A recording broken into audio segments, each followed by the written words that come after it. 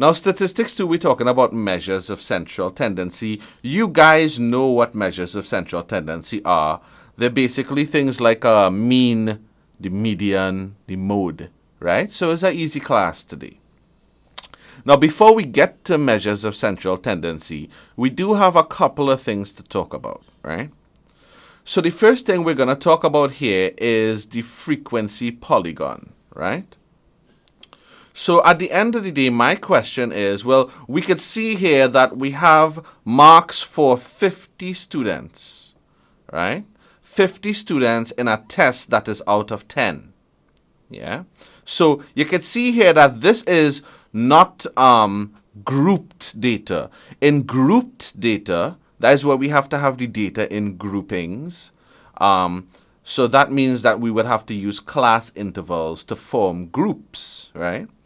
But in this case, we have ungrouped data. So we just have one, we don't have class intervals. We're just dealing with normal points here, right?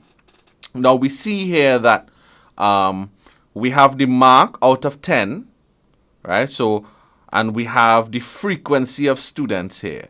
So we could tell that one student got a mark of 1 out of 10. We could tell that 10 of the students got a mark of 6 out of 10. Yes, sir. Right. So when we actually plot our frequency polygon, this is the frequency polygon that we come out with. Right? Now, a way to notice something, right? Essentially, what's happening here is you'll see that the first thing we have here is a mark of 1. And when we go up, we'll see that that corresponds to a frequency of 1. Yeah? So this is the first point that we plot in here. Yeah? You'll see that we have a mark of 2. And that corresponds to a frequency of 2. A mark of 3 corresponds to a frequency of 4. And a mark of 4 corresponds to a frequency of 7. Right? A mark of 5 corresponds to a frequency of what, 9? Yeah. Right? And then a mark of 6, well, we see that most of the students got 6. That corresponds to 10 students here. So you can see that with a frequency polygon, you can actually visually see that 6 was the most popular mark, that most of the students, the biggest chunk of students, got 6 marks, right? Notice that this first mark here is matched with a frequency of 1 student. This is my first point. So my frequency polygon actually starts here and it goes like this. Right? Oops. Right? And coming back down now.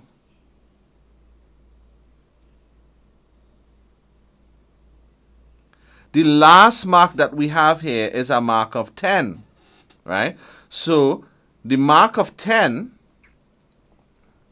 basically lines up with 1 student. Only 1 student got a mark of 10. So this is the last point in the frequency polygon, right? But however, when you're drawing a frequency polygon, you see how it kind of starts with a cliff, right? And it ends with a cliff, yeah? So we don't want the polygon to start and end with a cliff. So what we'll do is we'll just, from this last point here, I will just draw a line going to the 0 mark, right? And I will draw a line going to the 0 mark, but this is where 11 would have been. Now, of course, it have no mark 11 because the test is out of 10, right?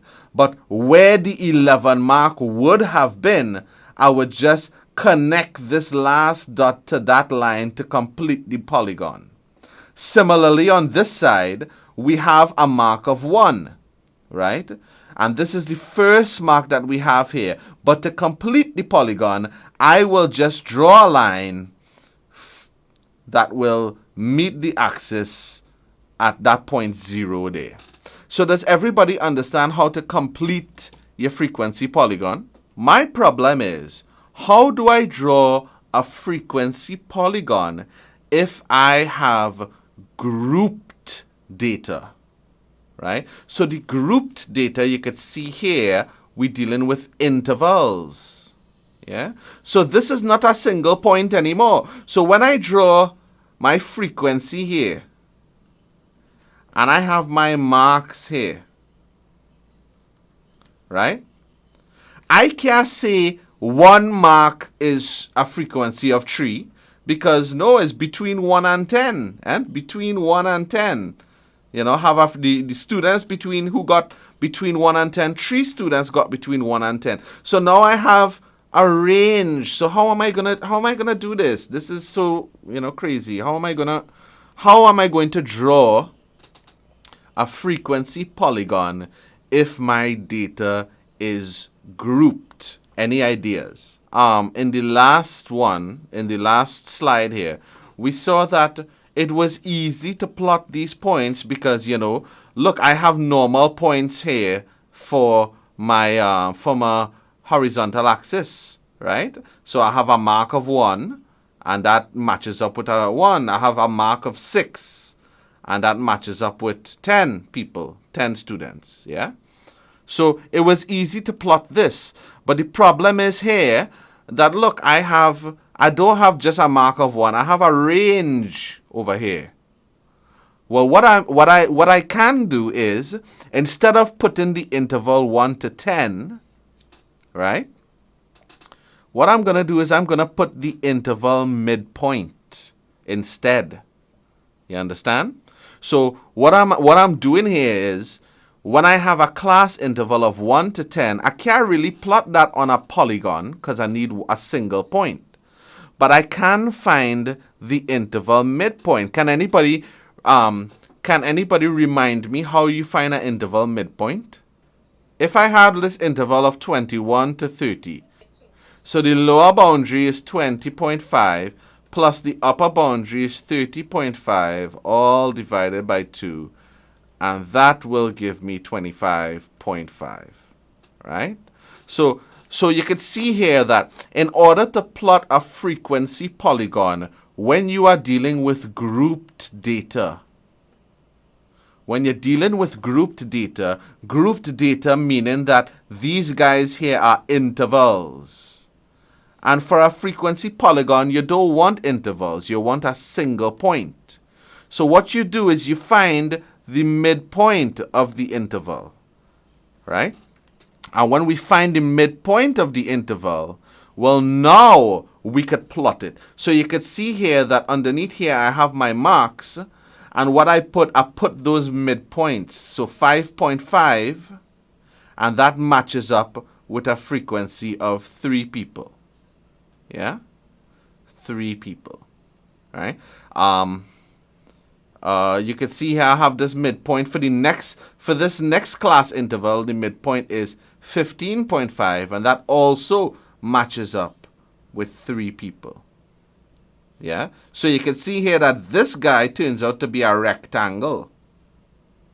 This little guy here, and that's very, very handy when it comes to finding your area. Now you need to split up all of these guys into smaller shapes, right?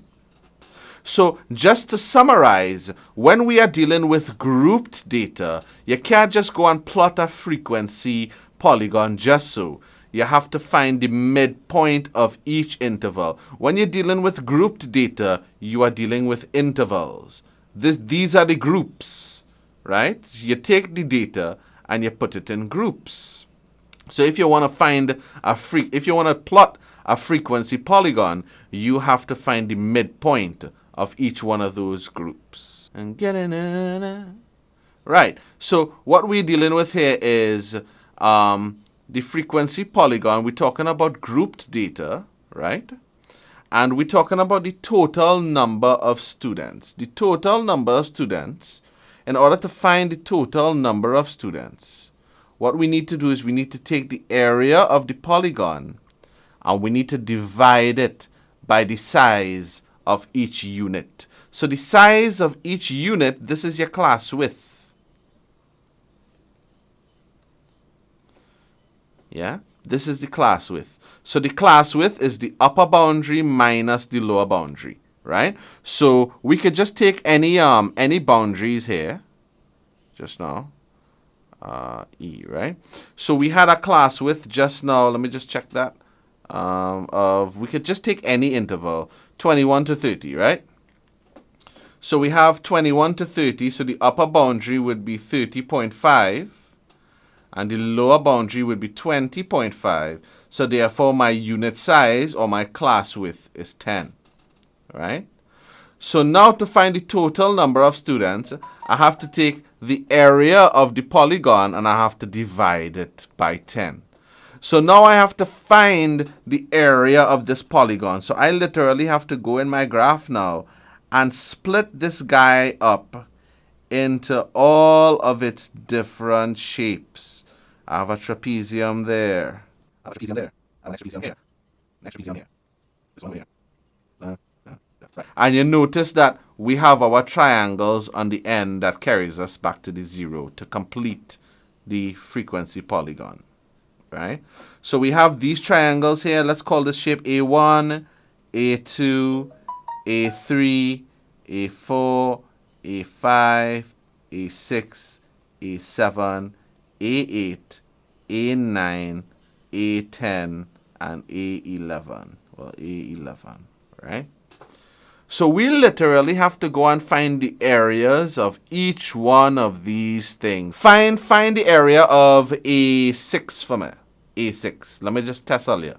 So for A6, this 45.5 is clocking a frequency of 19 here. Right? And then this 55.5 is... Yeah, sorry about that. But it don't have any valuable information in here, don't worry. This is 24, right? So the only information in here is that this here is A6. This is the one that we are trying to find. Right? This is the one that is between the marks of 45.5 and 55.5. Right? So how can we find the area of A6? We see it's a trapezium, so it's a half A plus B times H, right? You all want to take a minute and find the area? Right, so you get all of that information from your graph, right? Now, if you look at it, we're dealing with this area here, right? Yeah. So let me just kind of isolate that, right? We could see here that we have a trapezium that looking something like this. Yeah? Yeah. We could see here that this point here is 45.5, and this point here is 55.5, and? So therefore, this length here is how much? 10. What? Yeah, 10. 10? Well, 45 and 55, and this is 45 here, and this is 55 here, and? All right, so to go from 45 to 55, and that is 10? Yeah. Right, good. Now we could see here that the 45.5 one, that guy went up to a frequency of 19, and so therefore this length is 19, right? And the 55.5, that guy went up to a frequency of 24. So this length is 24. Yeah? So I have my A and my B being 24. So I have A, which is 19, plus B, which is 24, and then multiply by the H, which is this 10 over here. Now, I know H stands for height, and you don't normally think of that as the height, but the perpendicular height in a trapezium, and if you want, we could flip it over like this, right, with the 19 and the 20. So now you can see that it looks more like H, yeah, and this will be 19 and this will be 24, right? So anybody could work this out and give me the area? Right, so 215. Right, so 215. Now, that is just the area of this one, right? Remember, you would have to find the area of each one of these shapes, right? and add it up. And when you add up all of the areas, then you will have the area under the area of the polygon. And then you have to divide that by the size of each unit. Right? The size of each unit just being 10. So you would have to divide that by 10. Right. So what we just did here was we looked at the frequency polygons. We looked at how to find a frequency polygon using normal data. And then when it comes to grouped data where we have intervals, how do you deal with that? And not only how you deal with that, but we saw here that the total number of students is this special formula here. So the total number of students, you remember the frequency is this here is the students that you're dealing with. So the total number of students, it doesn't have to be students, it could be the frequency of shoes, or you know, the frequency of kitties, kitty cats, or the frequency of lions, or the frequency of fish, you know. So the total number of whatever it is that your frequency is dealing with would be the area of the polygon divided by your class width, right? So I hope that everybody is cool with that. Now, finally, we are going on to what this class is really supposed to be about. And this is actually pretty easy stuff here. And this is mean, median, and mode. We are dealing with measures of central tendency. Now, measures of central tendency, mean, median, mode. Actually easy stuff, right? I mean, I'm sure you guys remember doing all of this stuff back in primary school days and thing. Yeah? This stuff is really, really important when it comes to statistics, right? And you'll be able to see why. Now, when we're dealing with the mean, and you all, I think everybody here is familiar with the word mean, right? When we're talking about statistics, the mean represents the average. So it's just a fancy way of saying the average. But when we're talking about statistics, we don't use the word average, we use the word mean. Right? But it's really just the average. So I think we all know, like Shaniqua, do you know how to find the average score of, if I give you a set of numbers? Add up all and you divide it by the amount of numbers you're dealing with, right? Yeah. Right, good. So the mean, which we write it here as, and you can see here how we write it as x with a line on top of it. So that represents the mean. That is the sum of all of the data. And you notice here this symbol here, funny looking symbol. This just means the sum of, right? This symbol here means the sum of, right? So the sum of all of the data. So we want to find the mean of the data.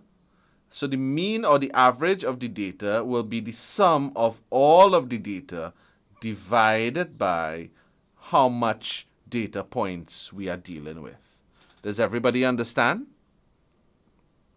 Let's look at this example here and see if everybody really understands, right? I have here some data points, right? A set with data points. And I want to find the mean. So find the mean of the following numbers, right? I'll give you all a minute. X bar is the sum of all of the data points, right? Divided by the number of data points we're dealing with. So what is the sum of all of the data points here? Well, we see in here that we have 1. We have to add it all together. 1 plus 3 plus 5 plus 7 plus 11 plus 12 plus 13 plus 15 plus 16. And all of that is going to be divided by the number of data points we have. So how many data points do we have? 1, 2, 3, 4, 5, 6, 7, 8, 9. We have 9 data points. So yeah, so the average here, the average number here is 9.2, right? So if this was a list of scores, then the average score would have been 9.2. If this was a list of weights, all right, like let me just say 9 fishermen went and catch 1 fish each, right? And each fish weighing 1 pound, 3 pounds, 5 pounds, 7 pounds. Where's the average weight of fish? Well, the average weight is 9.2, right? How do we find the mean from a frequency distribution, right? But let's just say that we was given this data. We have the marks out of 10, so from 0 to 10, right? We're not dealing with grouped data, thank God. So we don't have no class intervals to deal with, right? We're dealing with this out of 10 here, right? All of these are the marks, and these are my students, right? And the students here, you can see here that 2 students got 0, 5 students got 1 mark, 8 students got 2 marks, 17 students got 3 marks, 23 students got 4 marks, 0 students got 5 marks. So I hope you guys understand how to read this frequency table. The question is, what is the average mark? When we're dealing with a frequency distribution table, and we're dealing with ungrouped data here, right? What we're using is this formula, right? Now, we can see here that we have the summation sign, but we have that F and then that X. The F is obviously the frequency, right? The X is obviously the marks, right? So F times X, that is what F of X means. F of X means F multiply by X, right? And the summation of F of X, of F times X, is when you add them all up, right? So, having said that, when I have a frequency distribution, we can see here that we have the marks and we have the frequencies, right? You can see here that 2 students got a mark of 0. So if I want to, I could do this the long way. I could put 2 students get a mark of 0, right? I could put 5 students get a mark of 1. I could put 2 students, so 8 students get a mark of 2. And I could write it out like that. And then I could find the average. And you can see the average. I had to add up all of these guys here and then divide it by the total amount, right? And of course, that's crazy. That is crazy. I'm not going to be doing all of this. So instead, what we do is this. We have another table here, another column here with the frequency multiplied by the mark. So the frequency multiplied by the mark, 2 times 0 is 0. 5 times 1 is 5. So this here represents the frequency multiplied by the mark, right? 8 times 2 is 16. Now, what we do is we add all of these guys up. So the mean now will be, I'm going to add all of these frequency times mark, fx. I don't want to say f of x because that is something different. But fx, right? The frequency times the mark. So I'm adding all of that up. 0 plus 5 plus 16, blah, blah, blah, blah, blah, blah, blah. Right? And then I'm going to add up all of my frequencies here.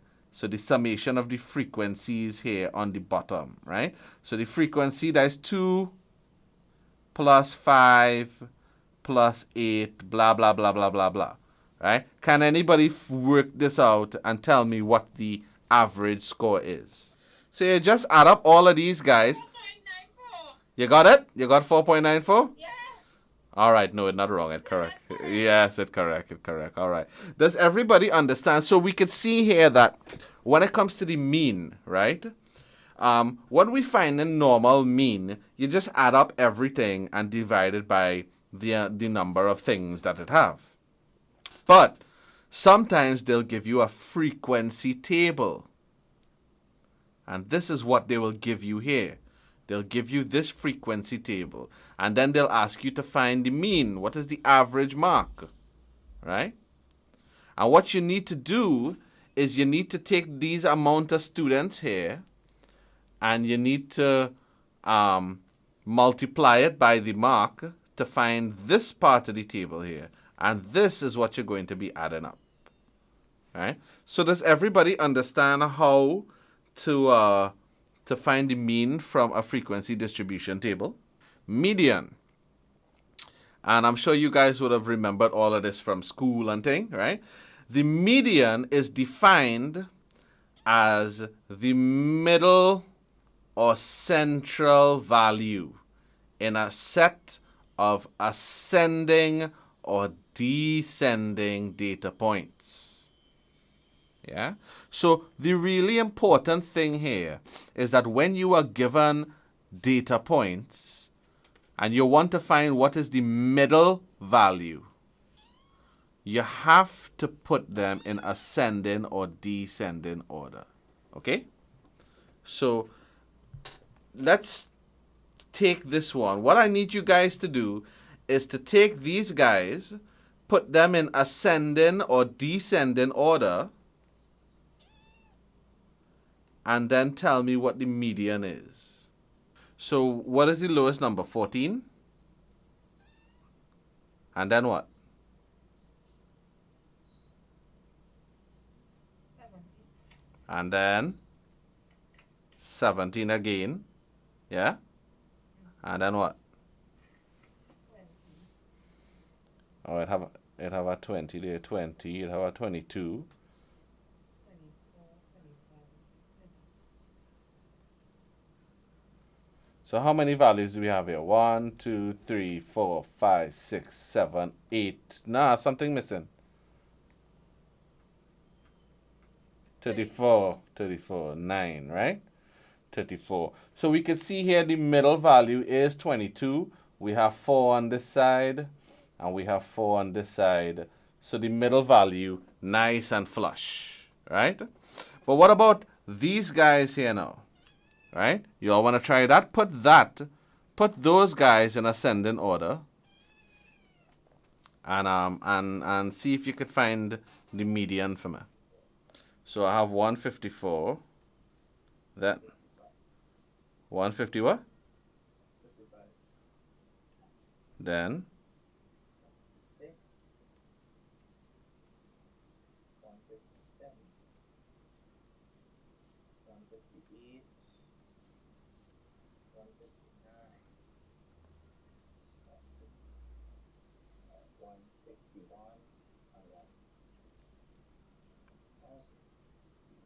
58, 57, 58. right. So the thing is, right, that in this case, I had in part A, I had an odd number. So the odd number meant that I had 4 on this side, I had 4 on this side, and you have 1 in the middle. So when you have an odd number of data sets, you could easily find the guy in the middle. But in this case, I have an even number of data sets, right? You can see here I have 4 here, and I have a next 4 here. So who is the guy in the middle? Well, obviously we have 2 in the middle. We have 157 and 158.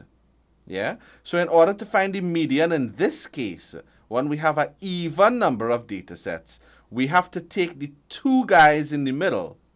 We have to add them, 157 plus 158, and then we have to divide them by 2. So 157 plus 158 divided by 2 is 157.5. Yeah? So does everybody understand how to find the median? We are actually given a frequency distribution. Remember, we want to find the median from a frequency distribution.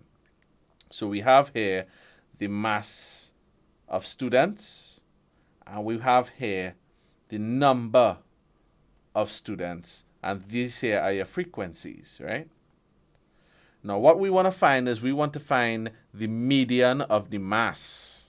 That mass that lies smack in the middle of the data set, right? In order to do this, we have to find our cumulative frequency table. When we find the cumulative frequency table, we could see here that the total amount of students we're dealing with is 100. So that total amount of students, that 100, is what we're going to use in this formula here. And this formula will tell us what is the position of the median, where the median can be found. Remember, we're using the number of students here. We're using the frequency. So the position of the median is a half. We take the 100 students and we add 1. And what that gives us is 50.5. Right? Now 50.5, obviously you can't have 50 and a half students, right? So this number here lies between the 50th student and the 51st student. Right? Remember, this formula finds the TH ranking, right? The 50th rank, right? So we can see here that the position of the median lies between the 50th student and the 51st student. So we look here at our cumulative frequency table, and we see here that the 50th student has a mass of 55 kilograms. So this is one of the masses we're going to be looking at. And then the 51st student will actually fall in this bracket here. Yeah? Because this bracket is only up to the 50th student. So the 51st student going to be after that. That'll fall in this bracket here. And the 51st student has a mass of 56. So now, in order to find our median Q2, we do it the normal way. We add those two middle values together, 55 plus 56, divided by 2. And that gives us 55.5 kilograms. And this here is the median, which is the mass that is directly in the middle of the full data set. All right? It's actually not that hard of a process, but you just have to remember that you have to find your cumulative frequency table. And it's the cumulative frequency table that will give you this total that you have to use here.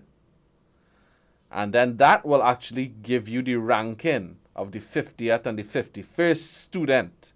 And you have to come back in your frequency table to look at which mass corresponds with that. And once you find the masses that correspond with that, is those masses that you will be using to find your median, right? So can I move on to the very last thing that we'll be talking about today?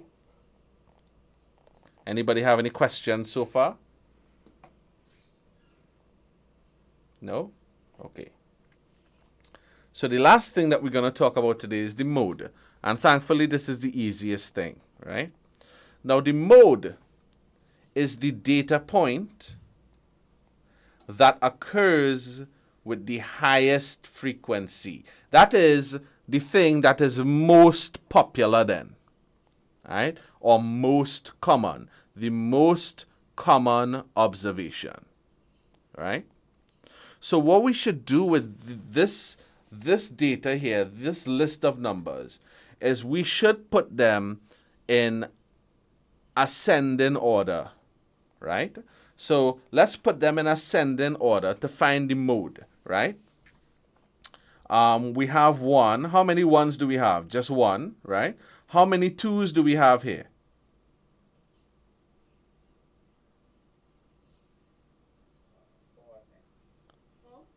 You seeing 4? 1, 2, 3, 4. Yes. So 1, 2, 3, 4. Yes, it have 4 2s. How many 3s? 1, 2, right? 1, 2, 3. How many 4s? How many 5s? 4. How many 6s?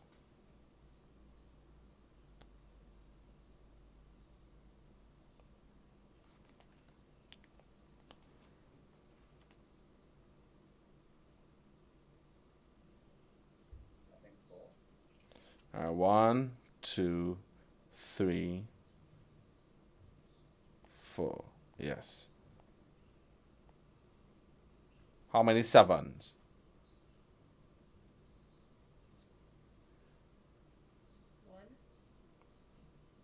2.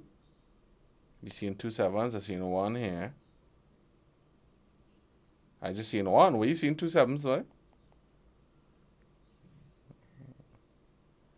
I guess you're seeing 1 in each classes, right? How many 8s?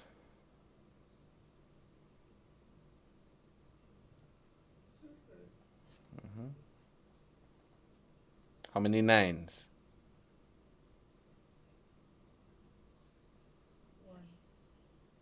1. Right, and that should cover us there, right? Now, which guys are those guys with the highest frequency? The most popular guys then. 2, 5, 6. Very good. You could see here that we have a tie. We have 3 of them that have the highest frequency, right? 2, 5, and 6. So therefore, the mode of this data point is 2, 5, and 6. So you can see here that we can have more than one mode, right? So the mode here basically is talking about which one of these numbers here occurs the most, yeah? And it's basically like looking at a frequency distribution. This is what a frequency distribution tells us, yeah? Right? So we can see here that 2, 5, and 6 occur the most. So all 3 of them would be considered the mode or the modes of this data. So you all understand that? Shaniqua, you okay? Yes, sir, I can. Right. And going on to the very last thing that we're going to do today is, of course, the mode from a frequency distribution. Right? We see here that we have here the number of children in a family, and we have here the frequency, right? So 3 families only have one child, right? We found 5 families that have 2 kids, right? We have 6 families that have 3 kids, right? Remember, the mode, right, is that which is most popular, right? So in terms of the amount of kids, which one is the most popular from this table? The most popular one would be the one that has the highest frequency, right? So which one is that? Right. So we could see here that the number of children per family, 5 kids per family, according to this table, right? We have 10 families, right? This has the highest frequency here, right? So the number of children with the highest frequency is 5. So therefore, the mode of children per family is 5 kids per family, because the 5 kids per family has the highest frequency. Remember, the mode is all about the frequency. It is that thing that is occurring the most. So that brings us, I believe, to the end of Statistics 2, Measures of Central Tendency. We have to talk, in Statistics 3, we'll be talking a little bit more about measures of central tendency. We'll be seeing how we represent the measures of central tendency, which is mean, median, and mode. How do we represent these things on a graph? And we're going to be talking about something called the normal curve. That is it for today's class. I know we went about half an hour over time. I really appreciate you guys staying over the time, and unless you guys have any questions, that is it. I'll see you all on Tuesday.